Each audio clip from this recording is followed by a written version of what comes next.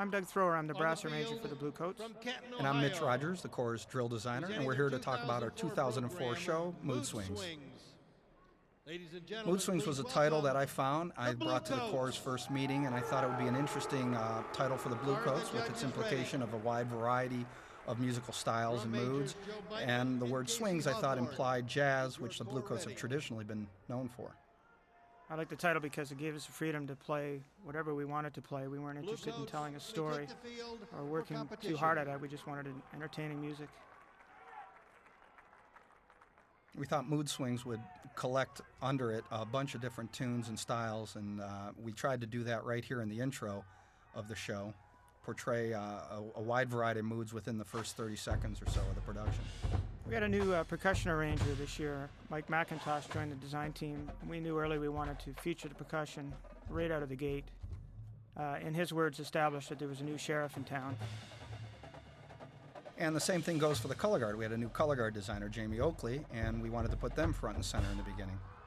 In the introduction here, I tried as a drill designer to have two different visual moods going. We start very linear, collect to a box form as you see there, and then as we move into a more ballady feel and mood, the forms on the field change to something much more curvilinear and open. I like the bird and wing imagery here. This is from One Day I'll Fly Away, just a melodic allusion to the ballad which comes later. The first statement, of course, was one of the famous melodies from In the Mood. Frankly, probably the last tune I'd choose, but it fit the title so nicely, we decided to include it. Now, the opener here is Sam Hazo's Ride. Sam is a really prominent and successful concert band composer out of Pittsburgh. Actually, we had this tune before we chose the title, but there's a lot of variety built into this tune as well. We designed this tune to be a tour de force of what the Corps could accomplish. We wanted to really show off the abilities of the performers here in the first 3 minutes of the show. So we really picked a very challenging production. There's a lot of charts, a lot of fast tempos, a lot of large steps throughout, a lot of integration and pass-throughs between the different elements. Now, almost drum corps cliches, I hate to use that word, but I mean everything you expect from a drum corps show. The fast mellophone licks, the screaming soloists, extended phrases at loud volumes. Guard features on different equipment. We tried to include it all in the first 3 minutes, almost to establish ourselves as a player in terms of trying to do what is possible on the field today. One of the highlights for me this summer was meeting Sam Hazo. He actually appeared at a rehearsal in Massillon, Ohio, and we just noticed him kind of hanging out in front of the drum corps. I'd never met him before. We introduced ourselves, and he was just this wonderfully warm and unassuming guy. Ended up speaking to the entire group just about what their pursuit was and doing a good job for the rest of the summer. It was just perfect timing. It was a perfect drum corps speech. I'm glad I had the opportunity to meet him. You can hear we're going through different meter changes here, different key signature changes, really rapidly actually as we approach the ending of the tune.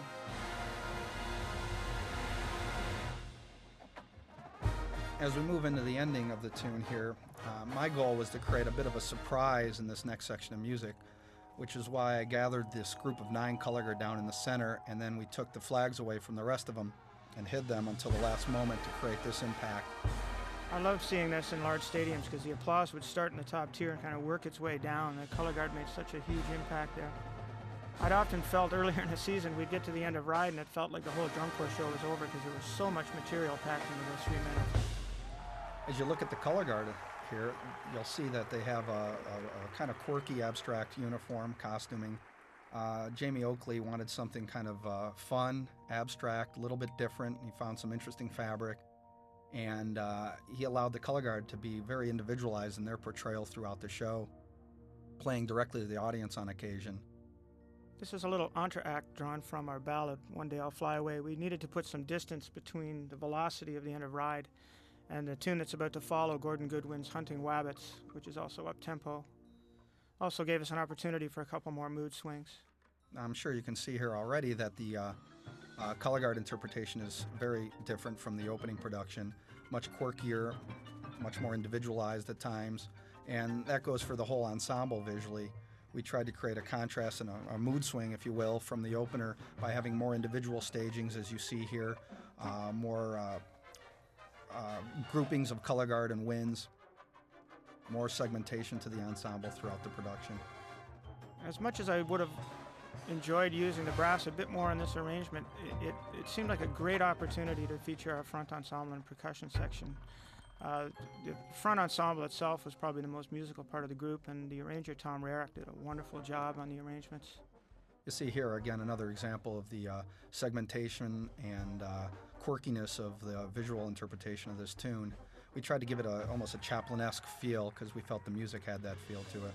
The baritone feature was almost right off the record, and Dave McPhee did a wonderful job with it.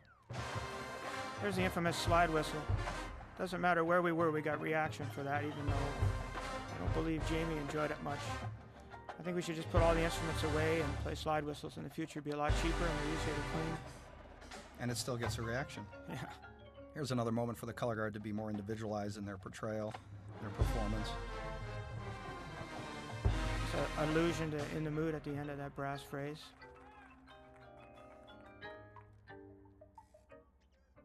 Nice collection of sounds and the production. The original production was written with such a wonderful sense of humor, and we tried to capture that in our arrangement. This, of course, is One Day I'll Fly Away from Moulin Rouge. We've been kicking around the idea of a tune or two from Moulin Rouge for a couple of years because the arrangements are so clever. I really enjoyed this finals week because of the backfield playing. It's one of the few sounds you hear in drum corps that you can say you don't hear anywhere else, and it was just a great stadium to play in. As we designed this production, we tried again to create a great contrast to the tune that came before. So we, from a drill standpoint, the forms are much more open and curvilinear. The color guard is dancing for the first half of this tune without equipment, very individualized in their work again. Jim Buckley is a choreographer who works with the corps. He did much of this work in the horns and in the color guard. This tune evolved, especially for the color guard, from June to the end of the season. It was much different at the end than where we started. And I think giving the tune that ability to breathe and grow gave us a much stronger production at the end of the season, much more effective production. This is my favorite visual production, I think because of the imagery that you included, Mitch, the wing imagery and wave imagery. I thought it came through really strongly. Well, the music has such a strong feel to it. This ebb and flow felt like waves or wings beating, and I tried to create that feel in the drill as it moved to this climax here. Sign of a good instrumental piece of music is this manages to capture the lyric content of the tune. You keep hearing the key signature rise, and a lot of the melodic material is constantly rising or ascending, and that kind of became a metaphor for the Bluecoats this summer, the idea of aspiring to be something better than you are. We'd use that in rehearsal, talk to them about the meaning of this tune, how it could apply to them personally as members of this drum corps. Boy, I'd give good money if we could edit out that quarter note at the end of that phrase. This is a really musical moment in terms of ebb and flow.